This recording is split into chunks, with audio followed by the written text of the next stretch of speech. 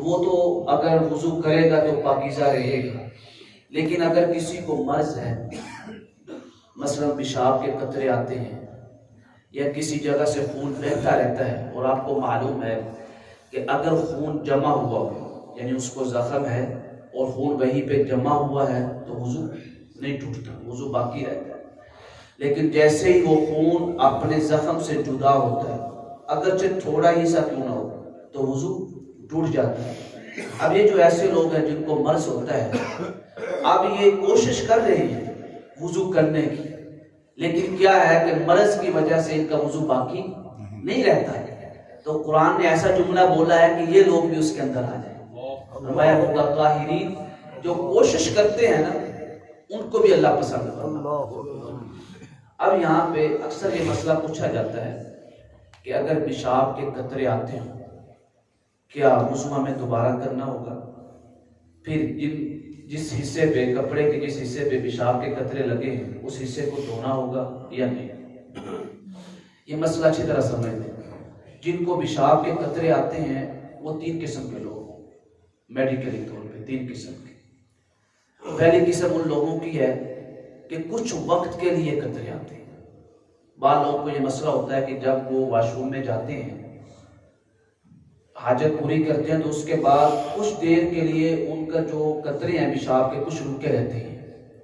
اگر وہ کچھ دیر بیٹھے رہیں تو وہ قطرے نکلتے رہتے ہیں وقفے کے ساتھ، لیکن ایک وقت ایسا آتا ہے کہ وہ سارے قطرے نکل کے اب اس کو دوبارہ قطرے نہیں آئیں گے۔ ایک ایسا شخص ہے، اس کا حکم یہ ہے کہ جیسے وہ اپنی حاجت پوری کرے واش روم میں، کچھ دیر بیٹھا رہے، جتنا اس کو معلوم ہے۔ اب تو اس کو پتہ چل بھی جائے گا 2-3 دن کے بعد کہ اس کو کتنی دیر تک قطرے آتے رہتے ہیں، یا کتنے وقت کے ساتھ قطرے آتے ہیں اور بعد میں بند ہو جاتے ہیں۔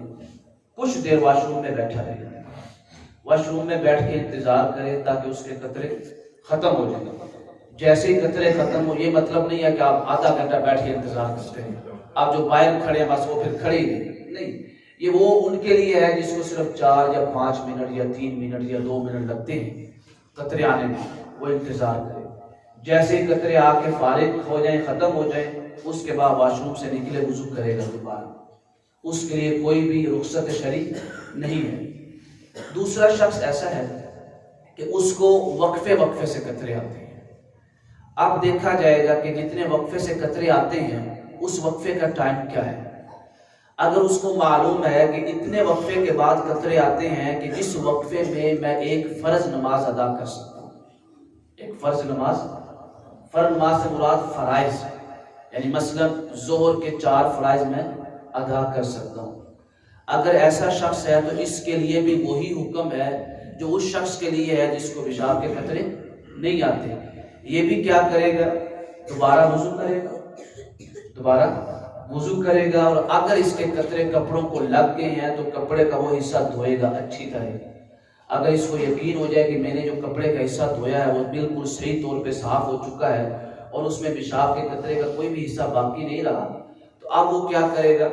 وضو کر کے اسی وقفے میں نماز پڑھے گا، اسی وقفے میں نماز پڑھے گا۔ لیکن اب سوال یہ ہے کہ اگر اس وقت جماعت کھڑی ہو گئی، اب کیا کرے؟ آپ کو معلوم ہے کہ جماعت کے ساتھ ملنا کیا ہے؟ سنت ہے، سنت مؤکدہ، اور طہارت حاصل کرنا کیا ہے؟ فرض ہے۔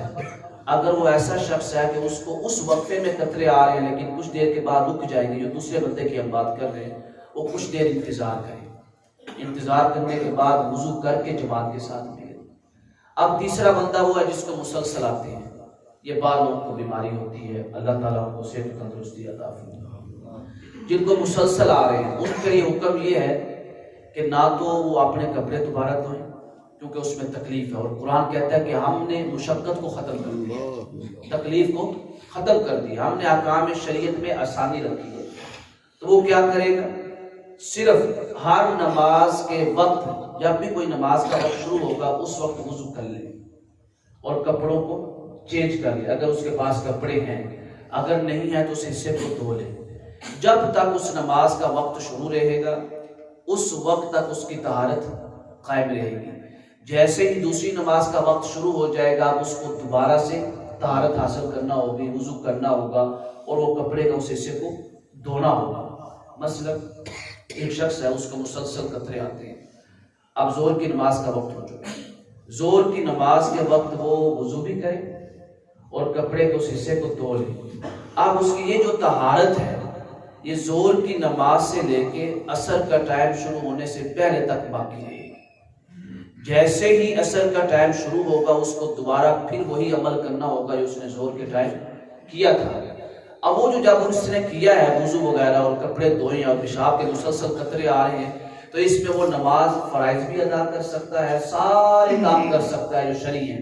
قرآن کی تلاوت بھی کر سکتا ہے، باقی عبادت بھی کر سکتا ہے، ذکر و اذکار بھی کر سکتا ہے جب تک نماز کا وقت ہے. تو لہٰذا اگر کسی کو بھی آتے ہیں تو وہ اپنے دل میں وسوسہ نہ رکھے کہ پتہ نہیں اس کی نماز ہو رہی ہے یا نہیں ہو رہی، کیونکہ قرآن کہتا ہے کہ ہم نے دین میں مشقت نہیں رکھی، آسانی رکھی ہے. طہارت ان کے لیے ہے، قرآن نے کہا کہ جو مریض نہ ہو. وَإِن كُنتُمْ جُنُبًا فَاطَّهَّرُوا، لیکن اگر مردہ ہے وہ اعلیٰ سفر تو پھر فرمایا تیمم کر لو. جیسے وضو میں اللہ تعالیٰ نے رخصت دی، ایسے ہی جن کو پیشاب کے قطرے آتے ہیں ان کے لیے رخصت شرعی موجود ہے، وہ بالکل تسلی کے ساتھ اطمینان کے ساتھ نماز ادا کرے. تو یہ 3 لوگ ہی پائے جاتے ہیں اور ہر شخص کا حکم ہم نے الگ الگ سے بیان کر دیا. اللہ رب العزت کے حضور دعا ہے کہ رب کائنات ہمیں احکام شرعیہ سیکھنے کی توفیق عطا فرمائے. الصلاۃ والسلام